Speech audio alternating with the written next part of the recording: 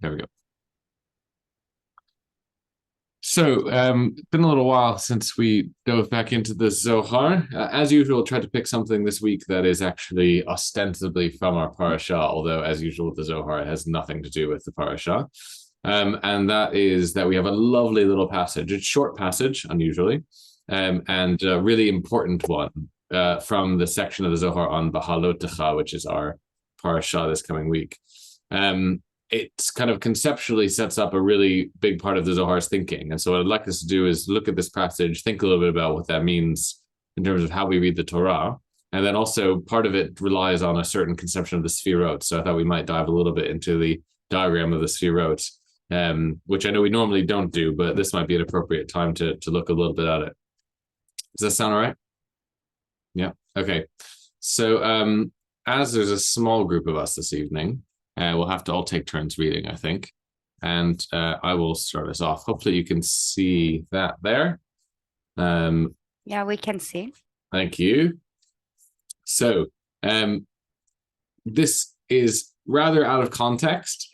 As usual, things are quite disorganized. It's not actually about a particular verse in the parasha. It just comes in the midst of a longer discussion about the second Pesach that's described in the parasha, and then other aspects that come later, like the menorah. And here in the middle, there's this out of context, non sequitur. Rabbi Shimon said. Now, Rabbi Shimon, of course, is Shimon Bar Yochai, who's the protagonist and main character of the Zohar, and theoretically the main teacher of the Zohar's ideas. Although, as we've discussed, that's not necessarily reality. But narratively, Rabbi Shimon is the head honcho. And so whenever Rabbi Shimon is teaching something, it's usually something that has a big conceptual impact, which this passage does. So I'll start off, but then if we can kind of pop around and share the reading, I think it'd be good. You got to get the appropriate level of drama. Woe to the person who says that the Torah intended to present a mere story in ordinary words. For if it's so, we could compose a Torah right now with ordinary words, and even more laudable than all of them. If to display matters of the world, even worldly potentates possess words more sublime. If so, let us follow them and make a Torah of them. But all the words of Torah correspond to the following pattern. Okay, so what's the woe? What is Rabbi Shimon lamenting? Is it people that take things very literally and take words by words rather than seeing a kind of wider meaning and metaphorical meaning, maybe? Yeah, very nice. Absolutely. People who take the Torah, part of it is literally, although the Zohar often takes the Torah hyper literally in some sense, but it's more so people that take the Torah at face value, who take the Torah as, okay, it's a bunch of stories about Abraham, Isaac, Jacob, Israelites, whatever. That's what it is. It's a book of stories. What would the Zohar say this Torah is? If it's not a book of stories, what is it?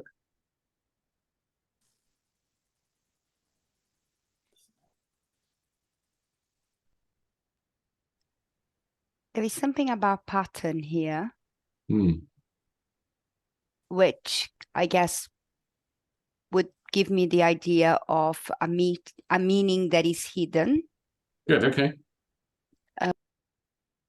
Very much in keeping with the kind of Kabbalistic focus on cryptography, right? The Zohar tends to see the Torah a bit more like a code, right? That what it seems to be is not what it is, that you have to decode it, that there's a kind of symbolic language that's necessary as a key to decoding the Torah's stories, and that the stories themselves are actually only the superficial layer. So it's not that the Zohar would say the Torah isn't stories, isn't the stories of Abraham and Isaac and Jacob and the Israelites and the Exodus and whatever else. It's that it would say that the Torah is those things and also has a deeper level, which is not obvious and requires translation, exposition, esoteric knowledge, etc. So, this is very interestingly very similar to a lot of discussions happening in Islam around the same time about the Quran, in which discuss the fact that the Quran has an outside-facing meaning, the Zahir, and an inside-facing meaning, the Batin, which is kind of the secret meaning. And, there's a similar anxiety on behalf of Sufi Muslim mystics who look at the Quran and say, oh, don't just think it's only the exterior. There's also this whole hidden interior meaning of it, which you need someone to help you learn. Cynically, we could say, oh, that's just, manipulation by religious leaders to say, oh, well, the real meaning is this, but only we can tell you it. And part of me, actually, personally, would rather say, no, the Torah is the Torah. Anyone can access it. You don't need any special guide, any special tutor. It's not secret. And actually, this debate, right, that we're discussing goes all the way back to the very earliest strata of Rabbinic Judaism. There's a famous debate between two Chavruta, Rabbi Akiva and Rabbi Yishmael, about the nature of the Torah. And Akiva thinks that the Torah is hyper-significant, omni-significant. So if a word is spelled in one place with a vav and another place without a vav, to Akiva, that's a meaningful distinction that must tell us something about what the Torah is trying to teach us. So he sees it all kind of as coded, as information, as data to be mined for a deeper understanding. His friend Yishmael sees it very differently, and famously many times makes the statement that the Torah is written in the language of people, right? Meaning the Torah uses regular everyday language. Sometimes they'll say this, sometimes they'll say that. It's not a big deal, right? Don't read too much into it. And those two approaches to how to read the Torah, Akiva and Yishmael, have continued to be reflected in Jewish thinking, although Akiva has really won out. And the extreme of the Akiva approach is the Zohar, which is saying not only is it significant if the word is spelled this way and not that way, but actually the whole thing is a coded system which isn't obvious and has to be decoded by a capable teacher. Not to... So I was going to ask, does it have to be mutually exclusive? Could it be a little, could you have both, the very implicit meaning that is very obvious, very accessible, but also another level that could be assessed as well? That, does it need to be either one vision or the other vision? No, as usual, it's probably a synthesis of the two, probably. And there is a degree to which the Kabbalists recognize that the exterior, the superficial meaning is there for everyone else, and the interior meaning is there as well, but only for us. So it creates a kind of elitism about how one reads the Torah, in which they see the stories of the Torah as being largely fodder for common people who don't think deeply. By the way, this is reflected and reflective of Greek philosophical thinking, in which you had the philosophers say, oh yes, the stories about Zeus and Hera and Hercules, they're all very good for the common people to learn morals, but actually they have deeper spiritual meaning, but you have to be initiated into learning them. So a very similar kind of esoteric, exoteric phenomenon happening throughout any mystical tradition. And they do coexist, right? If you accept that both are there, then you also have to accept that they coexist. Okay, let's read on. Who wants to read next? It's 50-50 chance. Daniel. All right, Daniel, you go. Okay. I need to... Right. So come and see, the upper world and the lower world are evenly balanced. Israel below, supernal angels above. Of the angels is written, he makes his angel spirits, Psalms 104.4. This pertains to the celestial realm. But when they descend below, although they descend, they don garments of this world. If they are not clothed in a garment befitting this world, they cannot endure in this world, nor can the world endure them. Okay, do we understand the principle, right? There's humans down here, angels up there. There's a balance to that. Angels sometimes come down here and enter this world. When they do so, they have to take on the physical appearance of beings of this world in order to fit in, or else they couldn't actually appear in the material reality, which we call home. So, of course, there's many stories in the Torah of angels appearing to people. Angels, of course, in the Torah being far from the Christian concept of, halos and wings and harps, and much more kind of an abstract message of God, which takes on a physical form, but only because it has to. And so if we assume that that's true, that angels, when they enter the material world, need to take on a physical form and need to take on a form which is shaped by this world, then let's carry on. If this is so with the angels, then concerning Torah, who created them and created all worlds, which exist for her sake, then she descends to this world. If she does not clothe herself in garments of this world, the world cannot endure. Okay, so this is what's called a kal v'chomer logic jump. A fortiori, I think, is the Latin term for the same. In Hebrew, it's kal v'chomer, meaning easy to strong, which is that we're saying, okay, accept the fact that the angels have to come down into the world and as a result have to take on a more accessible material worldly form. Kal v'chomer, even more so, the Torah must have to do the same thing. The Torah, which created the worlds and the angels that live in the worlds, and all of which exist for her sake, big language here. When then the Torah comes into the world, when it becomes something that we can access as humans, it must have to clothe itself in garments of this world in order to endure. Right? Daniel, will you read the conclusion of this for us? So this story of Torah is a garment of Torah. Whoever thinks that the garment is the real Torah and not something else, may his spirit expire. He will have no share in the world that is coming. Therefore, David said, uncover my eyes so I can see wonders out of your Torah. Psalms 119-18. What is beneath the garment of Torah? Okay. So how do they apply this logic of entering the world and needing to take on a physical form? Something acceptable for humans, that humans can apprehend and understand and process. Yeah.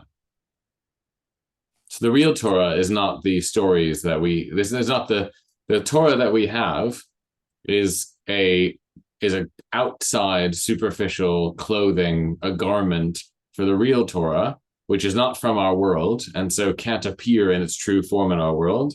Instead has to take on this version which is acceptable to us, which we can understand, which of course in this case is not like an angel putting on clothes and is much more like an analogy to how the Torah which is in front of us relates to the Torah as it should be, that we can look at the stories and see them as the same way that you could look at a dress and by virtue of looking at the dress guess at the shape of the person who might be inside that dress, right, where their arms are and how big their body is and how tall they are. The same is true perhaps of Torah, that we are looking at the garment on the outside. That's what we have. That's what the Torah is to us. But we can infer from that and from the stories what exactly the Torah might be. And of course, that's their goal. Love this idea, by the way, that someone who looks at the Torah and only sees the garment, they curse him. May his spirit expire. It's the worst possible thing to look at it and think, oh, it's a book of stories. So they go very hard on the Kiva approach, let's say, to interpreting Torah, meaning they're very much not denying that there is a way in which Torah speaks in our worlds, our peoples, our traditions, our kind of day-to-day mundane life's dialogue, but it's itself something which is hiding the real meaning of Torah. Okay. They're going to stretch the analogy of the garment a bit further here. Renat, do you want to take over for a little bit? Yeah. So we are in come and see, right? See. Come and see. There is a garment visible to all. Those fools, when they see someone in a good-looking garment, look no farther. Yet, the significance of the garment is the body. The significance of the body is the soul. Okay, so they're suggesting now we're talking about kind of anyone who might see someone wearing a garment. If you look at someone and you say, oh, wow, that's a really beautiful dress, so the person wearing it must be really excellent, that would be a logical mistake, right? Just because the outside is beautiful doesn't mean that the body, which is inside of the garment, matches. And even more so, right, even more significantly, perhaps, it doesn't mean that the soul, which is inside of the body, which is inside of the garment, matches the exterior. So now they've introduced kind of three levels. So there's the garment, and then inside the body, there's the body, and then inside the garment is the body, and inside the body is the soul. How do we feel about this?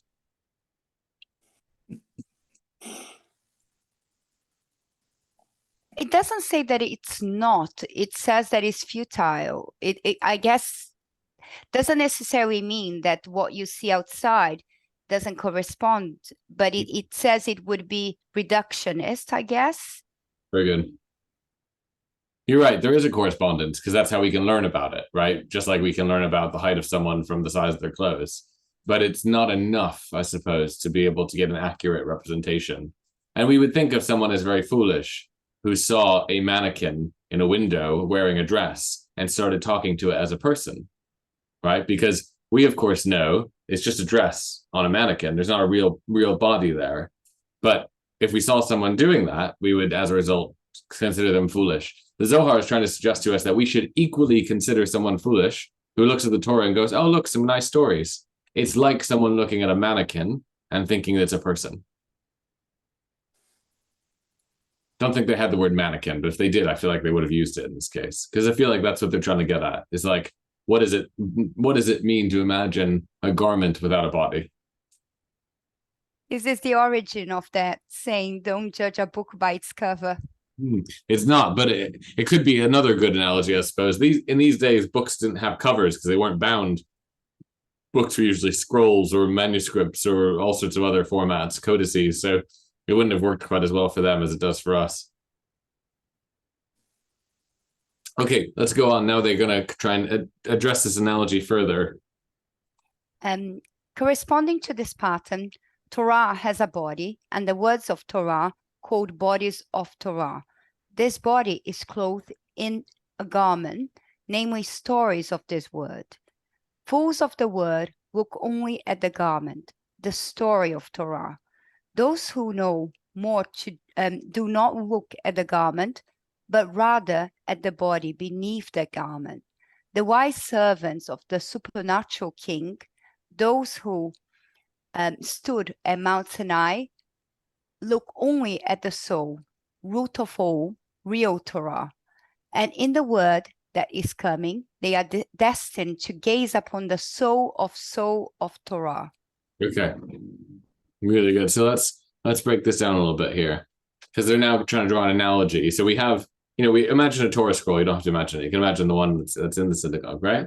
We've got parchment, words on it. It's a piece of material object. The Torah scroll is made up of words. The words form a story. And as a result, they're now analogizing that the story is like the garment. The words are like the body. And then there's a equivalent to the soul, if we're using the body analogy. But what would that be in the physical Torah scroll that we have sitting in the synagogue? If the stories that the words make up are the garment and the words themselves are the body, what's the soul?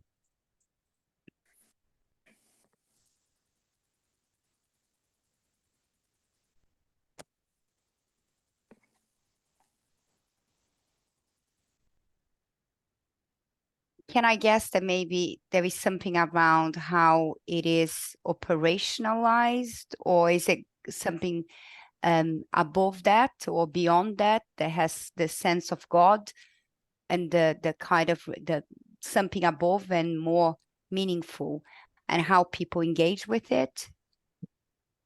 You're going kind of out, I suppose, that we're broadening as opposed to condensing. Which you can kind of think about it either way, I suppose, right? Which is the soul within the body, within the garment, more expansive, or is it more condensed? It's hard to know exactly what they're imagining. Do you know the Russian folktale about Koshchei, the deathless? No. Russian folklore, there's the Tsar of life and the Tsar of death. Tsar of death is called Koshchei. It's a hugely oversimplified version. There's lots of versions of the story about Koshchei in which he takes his death. The reason he's deathless and the Tsar of death is he takes his death and he hides it. And the stories are ridiculous. He hides it like inside a chicken egg, which is then inside a duck egg, which is then inside a goose egg, which is then inside something else, which is inside something else, which is inside something else. And the stories are all about someone finding the outside thing and having to realize that inside of it is the real essential thing, which is his death, which he's hidden in there. Right. Probably, by the way, the origin of the Matryoshki dolls that you see, in which there's nested versions, one inside the other, inside the other, inside the other, inside the other. Or which one came first? I don't know. You'd have to ask a Russian folklorist whether the dolls inspired the idea or the idea inspired the dolls. But we could kind of think of a similar notion here in some way, right? That if you see the outside and you only take the outside for what it is, you'll fail to appreciate the inside. There's a reason the Kabbalists are so obsessed with fruit. right? Fruit as an image and nuts as an image is because many of the fruits that are most nutritious and most delicious to us actually on the outside look awful, right? And are hard and inedible and not very beautiful and don't taste like anything and don't smell like anything. And a foolish person would be one who walked past, I don't know, a coconut and thought, oh, that doesn't look good. That's not food, right? And doesn't realize that actually if you break it open, if you look on the inside, you'll find that there's water to drink and meat and milk to use in cooking and everything else. So there's a certain sense in which that idea of the outside concealing the inside is now being applied here as well to the Torah. So the outside version, the stories that the words make up, and the words themselves actually conceal something even deeper. It's an open question of what that is, right? What is the soul of the analogy if the words of the Torah are the body and the stories that the words make up are the garment? And of course, it's only the wise, those who stood at Mount Sinai, who can look at the soul, the root of all, the real Torah. They don't tell us quite what that is, but there's an implication that there is such a thing, the soul of the Torah, and that only those who are righteous and wise are able to see it. And they go even further to say that in the future, in the world that is coming, those righteous people are not only able to see the soul inside the body, inside the garment, but they'll be able to see the soul of the Torah. So they'll go another level deeper, where they'll be able to see the soul, inside the body, inside the garment of the Torah. So with each step, it's actually getting more condensed and further inside, closer inside all those nesting dolls. And that's partially the idea here about how we approach Torah, is that we kind of have to, intellectually take off the exterior layers. The exterior layers are themselves language, right? The language meaning the stories that make up, but even the words themselves. So one of the practices this leads to is the Kabbalists often look at the Torah not as words. So that they'll rewrite the scroll and they'll write it without any spaces between words, just a whole bunch of letters all in a row. And they'll see that as the deeper, more meaningful version of the Torah. You can't read it. It has no semantic meaning, but the words are hiding the real meaning, which they see deeper in it. Another way Kabbalists do this is to say, well, the words can be changed into numbers, right? Any letter can be changed into any number in Hebrew, not any number, but letters and numbers correspond. So the practice of gematria, of flipping words and letters into numbers, is another way where they're thinking, okay, we're going to go even deeper and get the meaning that's hidden further within by using these methodologies. Similar methodologies around meditating on the words, playing with anagrams, playing with acronyms, playing with language and the manipulation of the Torah's letters in order to try and get to the soul of the body of the garment of the Torah. Does that make sense? Yeah, completely. There's something about insight, isn't it? It's the increasing insight. And if you zoom in, as you said, the more you zoom in, the more you may be able to, it may be revealed to you. And it gets quite absurd, right? Because actually what they're telling us is that you need to go away from what the words are and what the words mean, and start to look at the words as themselves made up of letters, which themselves are made up of strokes, right? Lines of ink, and themselves made up as a result of kind of shapes, and themselves made up of. So you're getting more insight, you're getting more condensed, as you say, but you're also getting more abstract as you go. It's a bit, there's an analogy perhaps to how we approach physics, right? If you hold up, I've got a crystal here in front of me on the desk. You hold up a crystal, it looks like one thing. If you put it under a microscope, you see the structure of that crystal inside. If you put it under a stronger microscope, you see actually the structure of that is made up of molecules. You put it under a stronger microscope, you see that the molecules themselves are made up of atoms. You put it under a stronger microscope, you see that the atoms are themselves made up of, of quarks and gluons and whatever else. And you keep going further and further, and it gets more abstract, to the point where at the very root of it, we actually don't even know what's going on, right? There's vibrating strings, or there's uncertain electrons, or we don't actually know. The most abstract point is the least certain. And there's something similar happening here with the Torah. The Torah appears to be a book of stories, but as you go deeper into it, you leave behind the stories and then focus on the words, and then leave behind the words and focus only on the letters, and then leave behind the letters and get into numbers, and leave behind the numbers and get into math and whatever it might be, right? You're going more abstract while you're going deeper into it, peeling away those layers, like taking out the nesting dolls. Most meditation practices there's at least many meditation practices in Kabbalah which rely on taking a random series of letters from the Torah. Finding your series of letters is really important, and people have all sorts of ways of finding your series of letters, and then using those to meditate on by playing kind of mental math games with them. So you practice doing anagrams of them, you practice figuring out what other things equal them by doing the mathematical gematria to see what is equivalent. You practice kind of creating acronyms based on the letters. You practice rearranging the letters. You practice putting them front and back and whatever else, skipping over them, adding in other things, adding other letters. Huge amounts. The majority of authentic Jewish meditation is actually just really abstract mental math. And that's because you're taking the letters of the Torah and saying, even though these aren't in words, and even though we don't care at all what word they're from or what story they're from, they have an even deeper meaning that's not obvious. It's actually incredibly postmodern, right? To see the text as something which itself has meaning even outside of the context of the words and stories and narrative and characters and history that goes into the Torah as we know it. Okay.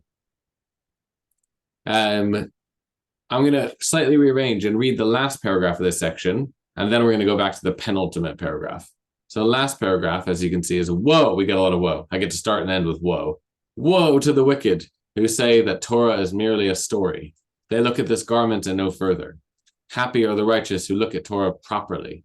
As wine must sit in a bottle, so Torah must sit in this garment. Therefore, concerning Torah, one should look only at what is beneath the garment. So all these words and all these stories are garments. And so just to reinforce the point, we get it stated many times. We get a similar feeling of anxiety about the people who get it wrong. And we have a sense that the analogy of like wine sitting in a bottle, right, is the Torah can't help but be in the guise of stories and words. That's the container that it requires. Language, human language, Hebrew in this case, is the container that the real Torah needs, but the container is not the same as what it contains. Right? If someone only looked at the bottle that the wine was in and didn't think about the wine, they'd be missing the point.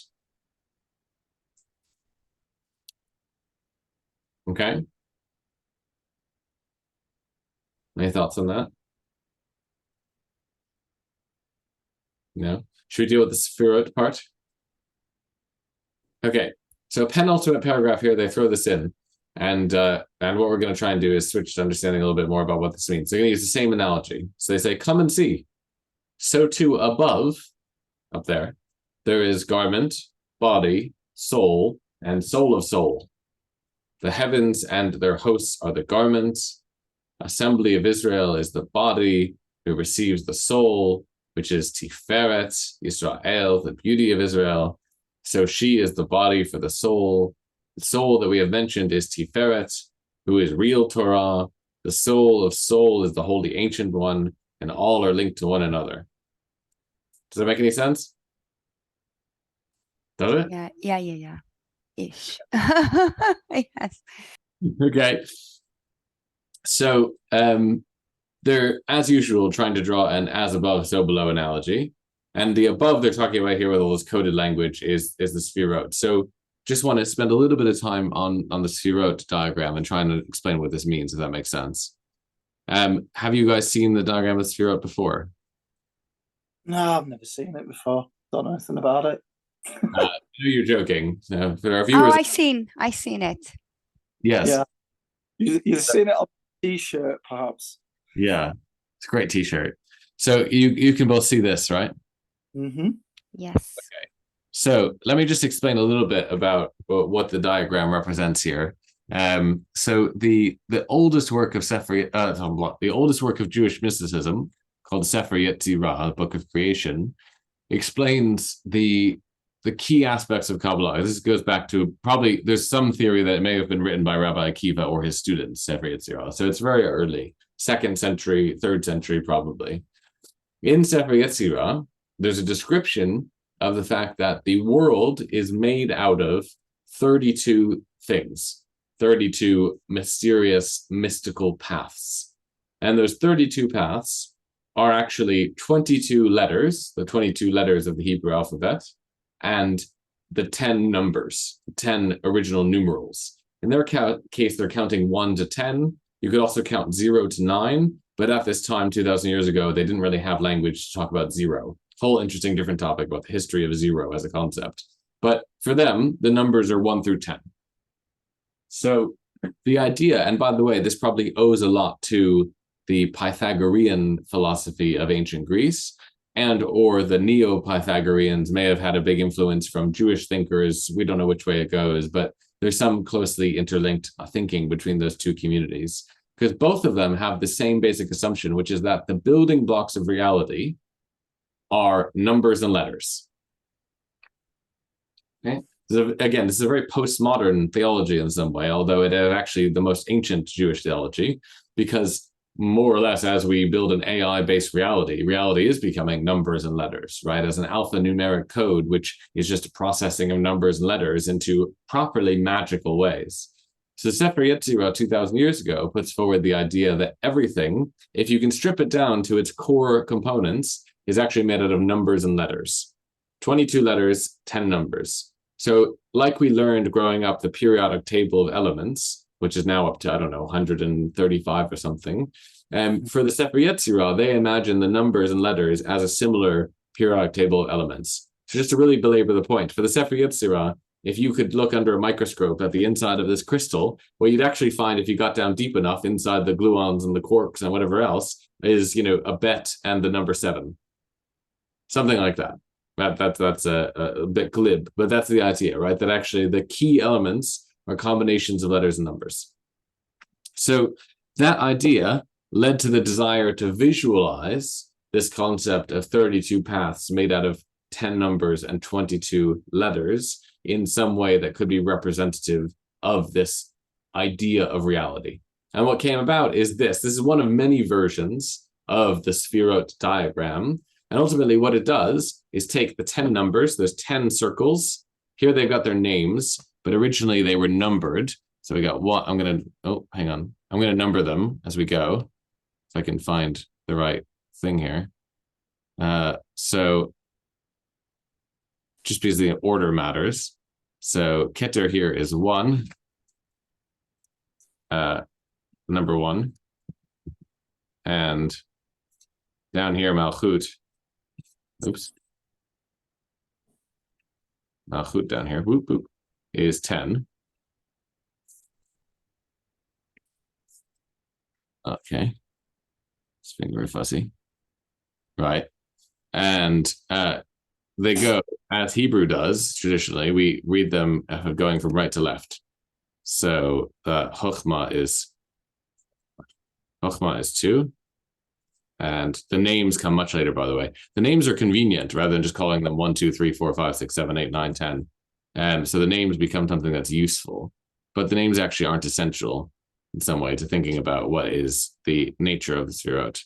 So I'll leave the numbers there because it's being quite a pain. But you can imagine we go 1, 2, 3, 4, 5, 6 is Tiferet in the middle, 7, 8, 9, 10. Okay, so those circles represent the 10 numbers. And then the lines, if you count them, there are 22 lines that connect the 10 numbers. Now, the lines are divided up in the same way as the Hebrew alphabet. The Hebrew alphabet is divided into 3 categories of letters. This is all from Sefer Yetzirah. Category 1 are the 3 mother letters, which are Aleph, Mem, and Shin. Category 2 are the 7 double letters, which are Kaf, Bet, Gimel, Dalid. No, Bet, Gimel, Dalid, Kaf, Pei, Resh, Tav. The 7 double letters. Kafra, big and Kafra. And then the remaining 12 letters are called the simple letters because they don't have anything special. So there's 3, 7, and 12. The diagram is drawn the way it is in order to represent the same relationship. So there are 3 horizontal lines, here drawn in purple, 7 vertical lines drawn in blue, 1, 2, 3, 4, 5, 6, 7, and 12 diagonal lines drawn in green. And that's how the structure came about, because actually you could draw 10 numbers in lots of different ways. And the Pythagoreans, right, who probably coming from a similar tradition as ours, they had a famous symbol they used a lot called the tetractys. Anyone seen the tetractys? See if I can draw it here with these really rudimentary tools.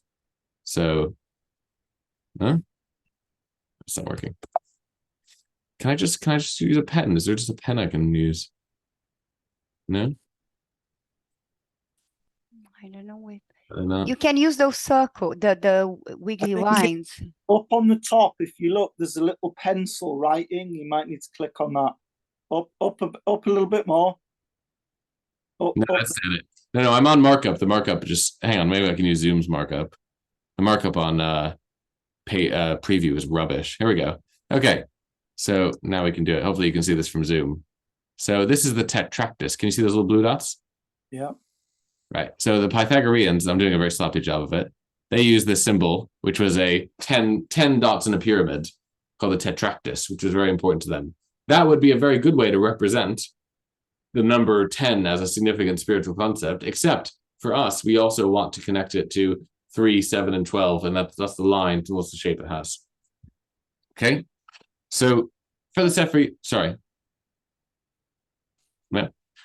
Yetzirah, that's it, right? The Sefirot are a depiction of the 32 paths, 10 numbers, and 22 letters in a visual way, which is meant as a kind of meditation aid.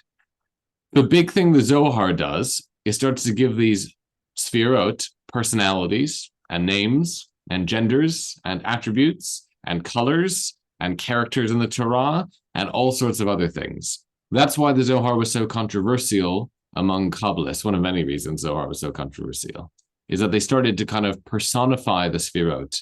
What happens over a couple hundred years from the Zohar in the 13th century until Isaac Luria in the 16th century is basically this tendency towards personifying the Sefirot turns the Sefirot into a pantheon of deities, more or less. It becomes more or less proper polytheism. So by the time of Isaac Luria, they've divided the Sefirot into 5 faces called Partsufim, where they get divided into Keter as one, Chochma as one, Bina as one. These 6 all get labeled as one, and then Malchut gets labeled as its own. And so you end up with these 5 faces, and they get really pagan names, right? Where this one over here is called Abba, and this one over here is called Ima, which means, by the way, mom and dad. All right, this one up here is called many different things, but often Atik Yomin, or the Ancient of Days, which is what the Zohar just referenced. This one is called Tiferet, after the middle Sefirah, which includes all the 5 around it. And this one is often called Malchut, or Shekhinah, or Matronita, or whatever else. Right? Some of these words we may have seen before and been familiar with. So the 10 Sefirot all of a sudden start taking on characteristics of other attributes and other characteristics and other kind of beings, which is somewhat of a problem, right? Because it actually toes a line with being proper polytheism, but that's a different topic in some way. The Zohar is now talking in what we just read about the garment and the body and the soul. I'm just taking all this away so we can have a different think about it. Bye-bye dots. So the Zohar is thinking about saying that there is a garment, and the garment is then surrounding a body, and the body is then surrounding a soul, and the soul is then surrounding a soul of soul, which almost implies a kind of concentric circles, right? That you can almost imagine when it talks about the garment and that is almost imagining that the garment is on the outside, and then the body is on the inside, and then the soul is on the inside of that, like we talked about with the idea of the Matryoshki. These annotation features are very limiting. Right, so it has some image of that. But the language, just going back to the passage we read, said the heavens, right? The heavens are the body or the garment. So the heavens being what is beneath Malchut, And that means that we're talking about what's at the very bottom of this thing, which I can't see because it zooms many windows. So the heavens would be what's down here. That's the body. And then within the body, they describe that's the garment. Within the garment, they describe the body as being the assembly of Israel, which is one of the names for Malchut. And then within the body is the soul, which they said explicitly was Tiferet Israel, which is a reference to Tiferet. And then they referenced that the soul of the soul was the Atik Yomin, or the Ancient of Days, which is Keter. So the Zohar passage we just read, actually, is suggesting that we look at the Sefirot, and this takes a little bit of hallucination, that we actually collapse the diagram that I have in front of you and look at it in 3 dimensions and start to think about these inside of one another. That in some way, Malchut is on the outside of the whole thing and is the most outside facing, and then the others are inside of it in concentric circles. And so when we encounter God, we encounter the garment on the outside, which is the celestial heavens and the angels and everything else. And if we can get past that, then we can get to Malchut, the feminine, the Metronita, the Shekhinah, which is the body within the garment. If we can get past that, then we can get to the masculine, the Tiferet, the Kadosh Baruch Hu, the Holy Blessed One, which is the soul within the body within the garment. And if we can get even past that and transcend it, then we get to the kind of genderless, transcendent, highest Sefirah, which is barely even something we can describe, which is just described by very unspecific words like Atik Yomin and Keter and whatever else. So there's a notion that actually by going deeper into our notion of the Sefirot, we're actually going higher up this chain. And that's part of the problem with writing the Sefirot and drawing the Sefirot on 2 dimensions, is that it ends up appearing as a kind of a chain that goes up and down, when actually they're visualizing it often in 3 dimensions or sometimes in more, and trying to understand how these position themselves around each other and within each other so that we can think about a relationship with God. So their statement about the Torah is not just about the Torah, it's also about how we understand God. And similarly, they would say that what we usually first perceive as God is actually only the outside, the garment, and we have to go deeper and deeper inside. Does that make sense? Questions, thoughts, comments about this? My horrible drawings? No, actually, when I saw it, I saw it in at least three. I mean, I cannot imagine 4 dimension. I can conceptualize, but it looks to me almost like a structure. A building that you have. You can see that they're all connected, but it looked like almost like a piece of architecture. Yeah. And not only does it resemble, like you said, a structure, you can see in it the drawings of molecules that we make today in contemporary science, right, of kind of drawing an atom and a molecule and linking where the different pieces are. It's also partially this designed this way because it maps onto the body. So if you imagine like Da Vinci's Vitruvian Man, right, that kind of focus on proportion. Similarly, the Sefirot are mapped onto the body. The top 3 are distinguished often from the bottom 7. So they kind of draw an imaginary line here. These 3 are not really something we can comprehend. And so they're often understood as the brain. Chesed and Gevurah are understood as the right arm and left arm. So that tells us, by the way, that we're looking at it from behind, because the right side is on the right side. And if it's the arm, then it's not facing us, it's facing away. The Tiferet is the torso, right? The kind of the chest, the organs, the torso. Netzach and Hod are the 2 legs or the thighs. Yesod is genitalia, and Malchut is often the feet. But often Malchut is also talked about as the mouth, right? Which doesn't make any sense, except one of the things that the Sefer Yetzirah repeats a lot is that the end is in the beginning and the beginning is in the end. So there's actually a way in which we should be thinking about this, which is really hard to actually keep in our minds, as something which if you took this piece of paper and printed out and then rolled it up so that the end touched the beginning and it made a kind of loop, that would be also one way that they're imagining it, because they talk about the end as the mouth just as much as they do as the feet. And of course, that would make it at the top. So like a constellation or a solar system. Yeah. It's an interesting question. This is as we were beginning this evening, Daniel and I were talking about this book that's been put together by a scholar named Yossi Chayes called The Kabbalistic Tree. It's excellent. It's the result of many, many years of work on something called the Ilanot project. I just want to show you one of the examples from the Ilanot project, because basically what they've done is spend years surveying all of the many amazing different depictions of the Sefirot and trying to understand them in more detail by kind of very carefully looking at them in a scholarly way. So just to show you one of the most fabulous, I'm going to share my screen again. This is I think it's 16th century. Let's see.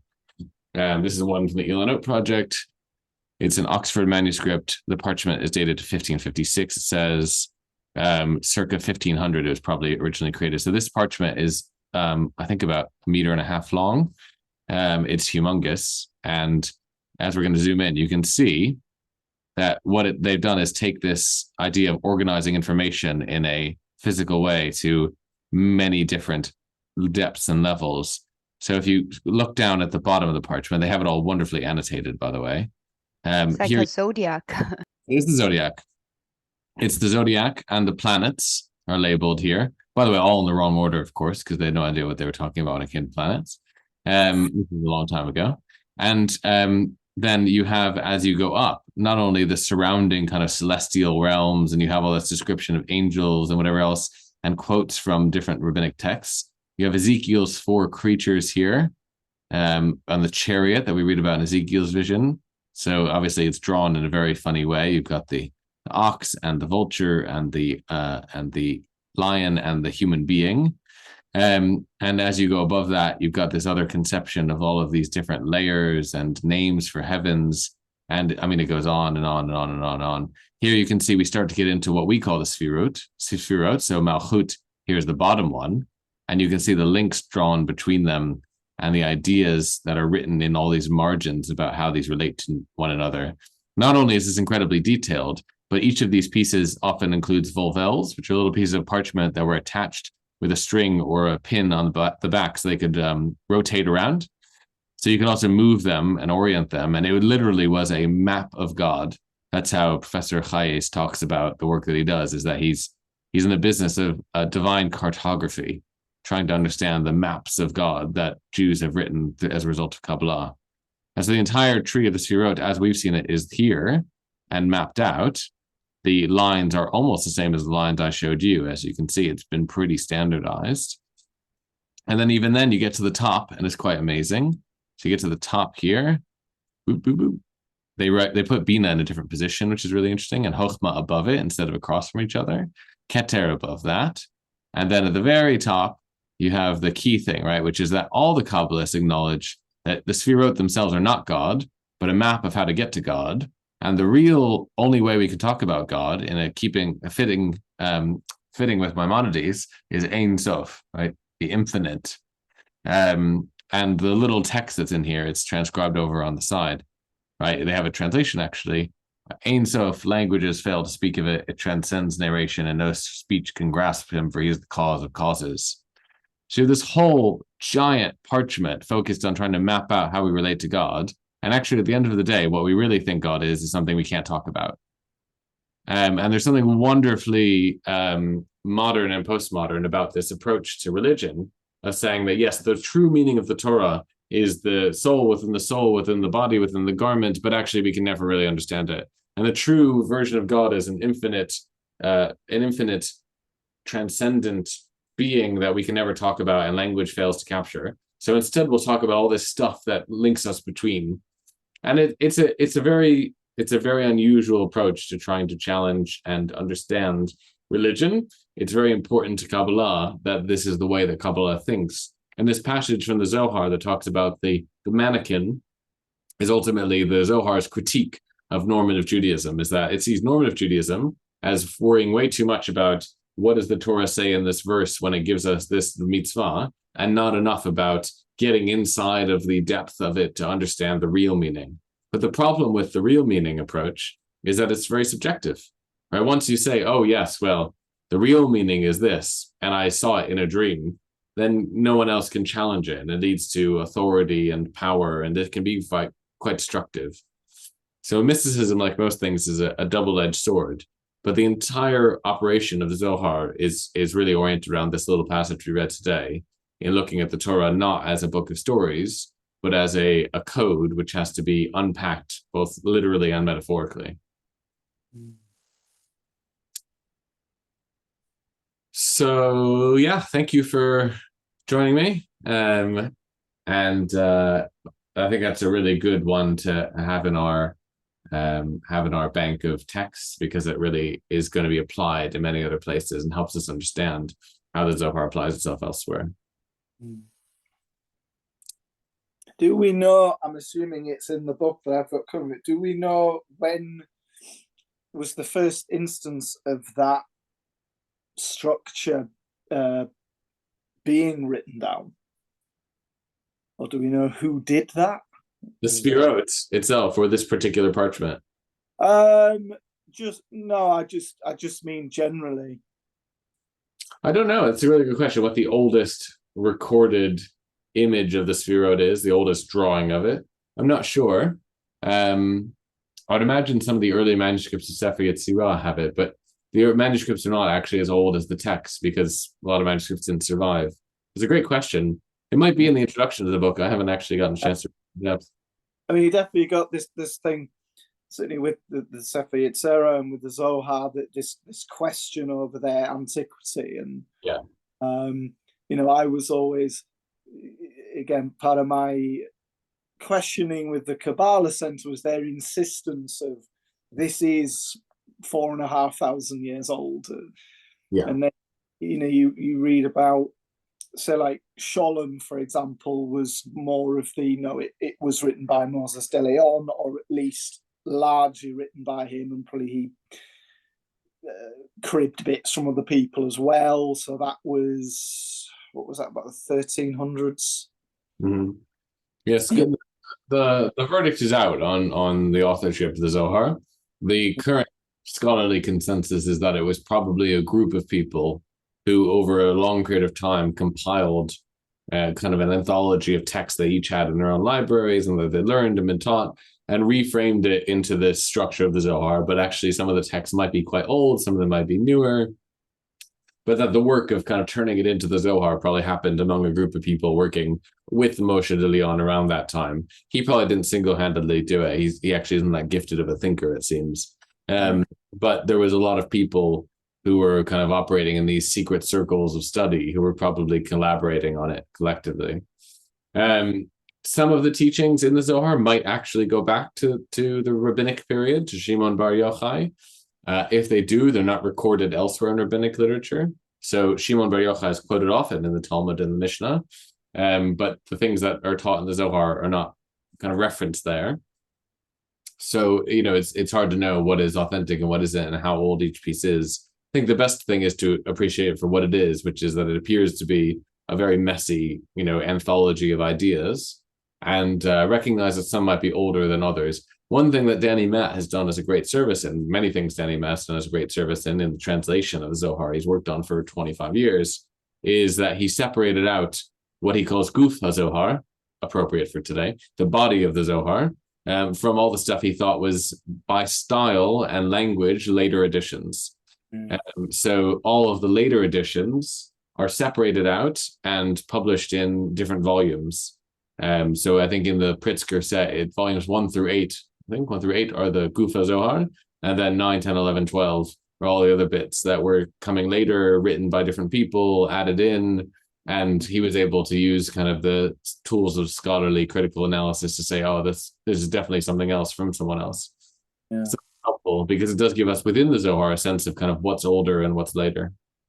Yeah, is it completed? Sorry, it's a kind of maybe a silly question, but looks like a work that can never be completed, not in its understanding, but also in, it evolves in some ways.